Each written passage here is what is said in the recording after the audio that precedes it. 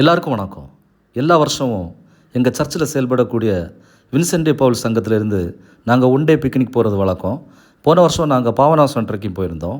இந்த வருஷம் நம்ம கன்னியாகுமரி மாவட்டத்தில் இருக்கக்கூடிய ஏதாவது ஒரு மலை கிராமங்களுக்கு போகலான்னு சொல்லி நாங்கள் பிளான் பண்ணோம். அப்படி இன்றைக்கி நாங்கள் போன இடம் தான் பேச்சுப்பாறை அணையினுடைய நீர்பிடிப்பு பகுதிகள். இந்த டேமோட மறுகரைக்கு நம்ம போகணுன்னு சொன்னால் கட்டணத்தில் போட் சர்வீஸ் எதுவும் கிடையாது. இந்த போட்டு வந்து பார்த்தீங்கன்னு சொன்னால் அந்த டேமோட மறு சைடில் இருக்கக்கூடிய பள்ளி மாணவர்களின் போக்குவரத்துக்காகவும் பழங்குடியினரின் அத்தியாவசிய பொருட்கள் கொண்டு செல்வதற்கு மட்டுமே இதை பயன்படுத்துகிறாங்க. மற்றபடி பொது போக்குவரத்து எதுவும் கிடையாது.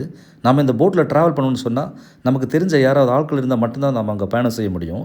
அந்த வகையில் நாங்கள் இன்றைக்கி 12 பேர் எங்கள் சங்கத்திலேருந்து நாங்கள் பயணம் செஞ்சோம். நாங்கள் இங்கே வரும்பொழுதே எங்களுடைய உணவுப் பொருட்களை எல்லாம் நாங்கள் சமைச்சு தான் எடுத்துகிட்டு வந்தோம். இந்த பகுதியில் வந்து சமையல் செய்வதற்கு அனுமதி இல்லை. கிட்டத்தட்ட நாங்கள் ஒரு 5 கிலோமீட்டர் வரைக்கும் பயணம் செஞ்சோம். இந்த போட்டில் வந்து பயணம் செய்த பொழுது உண்மையிலே இது நம்ம கன்னியாகுமரி மாவட்டம் தானா அப்படின்னு சொல்லி நினைக்க தோணுச்சு. ஏன்னா இயற்கை அழகு அப்படி இருந்துச்சு. எங்கே பார்த்தாலும் வந்து பச்சை பசேலுன்னு உயரமான மலைகள், அடர்ந்த காடுகள், நீர்பிடிப்பு பகுதிகளின் நடுவே வந்து பார்த்திங்கன்னு சொன்னால் சின்ன சின்ன தீவுகள்னு சொல்லி இயற்கை அன்னை தன்னோட அழகை வந்து வெளிப்படுத்தியிருந்தாங்க. எங்கள் கூட பயணம் செஞ்சவங்க எந்த பயமும் இல்லாமல் அவங்க பாட்டுக்கு செல்ஃபி எடுத்துகிட்டே இருந்தாங்க. நாங்கள் பல கிலோமீட்டர் வந்து பயணம் செஞ்சு ஒரு தீவு மாதிரியான ஒரு இடத்துக்கு நாங்கள் வந்து சேர்ந்தோம்.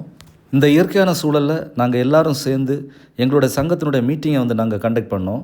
மீட்டிங் முடிஞ்ச பிறகு நாங்கள் எல்லோரும் அந்த பேச்சுப்பாறை அணையினுடைய நீர்பிடிப்பு பகுதியில் வந்து நாங்கள் குளிக்க ஆரம்பித்தோம். உங்களுக்கு நீச்சல் தெரிந்தால் மட்டும்தான் நீங்கள் வந்து இங்கே குளிக்க முடியும், மற்றபடி பெரிய ஆபத்தில் வந்து முடியும். எல்லோரும் குளித்து முடித்த பிறகு நாங்கள் வந்து சமைச்சு கொண்டு போன எங்களோட உணவுகளை வந்து நாங்கள் சாப்பிட ஆரம்பித்தோம். எல்லோரும் சேர்ந்து சாப்பிடும்போது கிடைக்கக்கூடிய ஒரு சந்தோஷம் வேறு எதுலேயுமே கிடைக்காது. நீங்கள் எத்தனை பேர் வந்து இந்த மாதிரி பயணம் செஞ்சுருக்கீங்கன்னு சொல்லி அந்த கமெண்ட் பாக்ஸில் கமெண்ட் பண்ணுங்கள். Okay, thank you.